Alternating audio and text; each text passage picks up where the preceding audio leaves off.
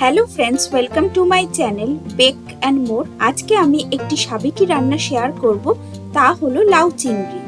এটি বাঙালিদের কাছে অতি প্রিয় একটি রান্না। খুব কম তেল মশলায় বানানো এই রান্নাটা গরম ভাতের সাথে খেতে দারুণ লাগে। আপনারা প্রত্যেকেই এই রেসিপিটা বাড়িতে বানিয়ে থাকেন, তবে আমি কি করে বানাই আজকে সেটাই আপনাদের সাথে শেয়ার করব। তাহলে চলুন লাউ চিংড়ির রেসিপিটা শুরু করা যাক।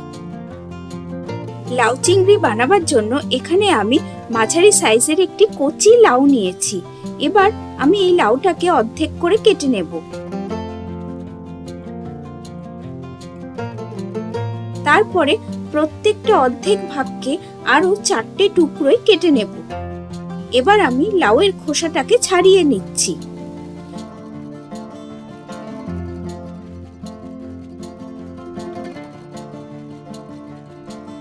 লাউয়ের খোসাটা আমার ছাড়ানো হয়ে গেছে।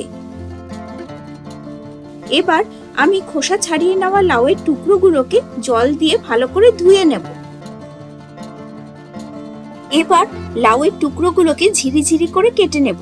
প্রথমে লাউয়ের থেকে পাতলা পাতলা করে স্লাইস বার করতে হবে। এবার কয়েকটা স্লাইস একসাথে নিয়ে তাকে আলু ভাজার মতো লম্বা লম্বা করে কেটে নেব। আমি সব লাউয়ের টুকরোগুলোকে ঝিরিঝিরি করে কেটে নিয়েছি। এবার আর ধুয়ে নেওয়ার প্রয়োজন নেই। যেহেতু আজকে লাউ চিংড়ি বানাচ্ছি, তাই চিংড়ি মাছ তো লাগবেই। এখানে আমি 250 গ্রাম চিংড়ি মাছ নিয়েছি, যা আমি আগে থেকেই খোসাটা ছাড়িয়ে নিয়ে ভালো করে জল দিয়ে ধুয়ে পরিষ্কার করে রেখেছি। এবার এর মধ্যে আমি দিয়ে দেব খুব সামান্য পরিমাণে নুন আর অল্প হলুদের গুঁড়ো। এবার নুন আর হলুদের গুঁড়ো দিয়ে আমি চিংড়ি মাছটাকে ভালো করে মেখে নিলাম। এখন এই চিংড়ি মাছগুলোকে আমি 5 মিনিটের জন্য রেখে দেব। এবার কড়াইতে দিয়ে দেব 2 বড় চামচ সর্ষের তেল। তেল ভালো করে গরম হলে নুন আর হলুদ গুঁড়ো দিয়ে মাখিয়ে রাখা চিংড়ি মাছগুলো দিয়ে লো টু মিডিয়াম ফ্লেমে আমি খুব হালকা করে ভেজে নেব। চিংড়ি মাছ বেশি ভাজলে শক্ত হয়ে যায়, তাই 2 থেকে 3 মিনিটের জন্য হালকা করে ভেজে নিতে হবে। দেখুন চিংড়ি মাছগুলো ভাজা হয়ে গেছে। এবার একটি বাটির মধ্যে তুলে নিচ্ছি।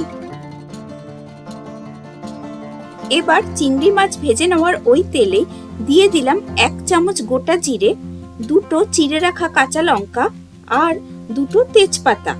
এবার গ্যাসের ফ্লেমটাকে লোতে রেখে আমি 20 থেকে 30 সেকেন্ডের জন্য ফোড়নটাকে হালকা করে ভেজে নেব।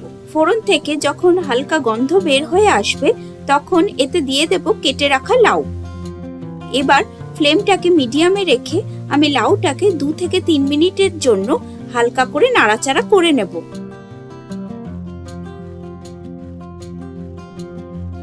2 থেকে 3 মিনিট পরে এতে দিয়ে দেব স্বাদমতো নুন আর 1 চামচ হলুদ গুঁড়ো। এবার সবটা ভালো করে মিশিয়ে নেব।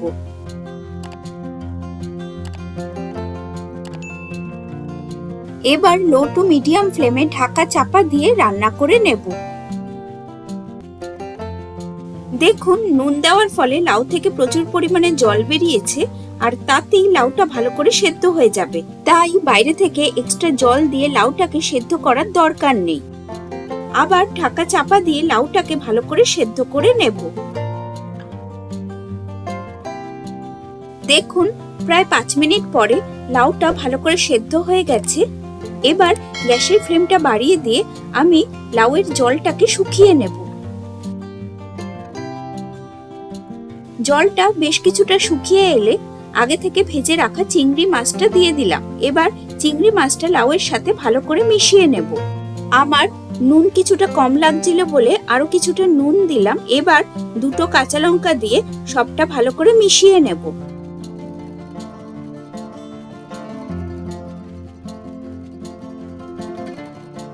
দু চামচ চিনি দিয়ে পুরোটা আবারও ভালো করে মিশিয়ে নেব।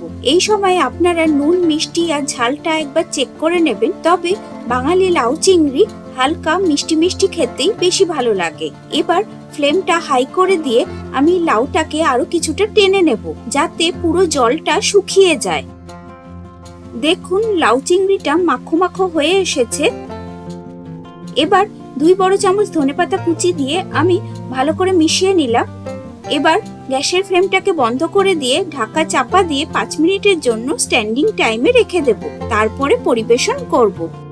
গরম ভাতের সাথে এই লাউ চিংড়িটা খেতে দারুণ লাগে। আমার আজকের এই লাউ চিংড়ি রেসিপিটা আপনাদের কেমন লাগলো কমেন্ট করে অবশ্যই জানাবেন। রেসিপিটা ভালো লাগলে ভিডিওটাকে লাইক ও শেয়ার করে নেওয়ার অনুরোধ রইল। আর আমার চ্যানেলে নতুন বন্ধু হয়ে থাকলে আজ এই চ্যানেলটিকে সাবস্ক্রাইব করে পাশে থাকা বেল বাটনটি প্রেস করে অল করে নেবেন, যাতে আমি যখনই এরকম আরো নিত্য নতুন সুস্বাদু রেসিপির ভিডিও দেব তার নোটিফিকেশন আপনাদের মোবাইলে খুব তাড়াতাড়ি পৌঁছে যাবে। সবাই ভালো থাকবেন, সুস্থ থাকবেন। আবার হাজির হব অন্য কোনো লোভনীয় রেসিপি নিয়ে। তাহলে আসি আজকে, টাটা।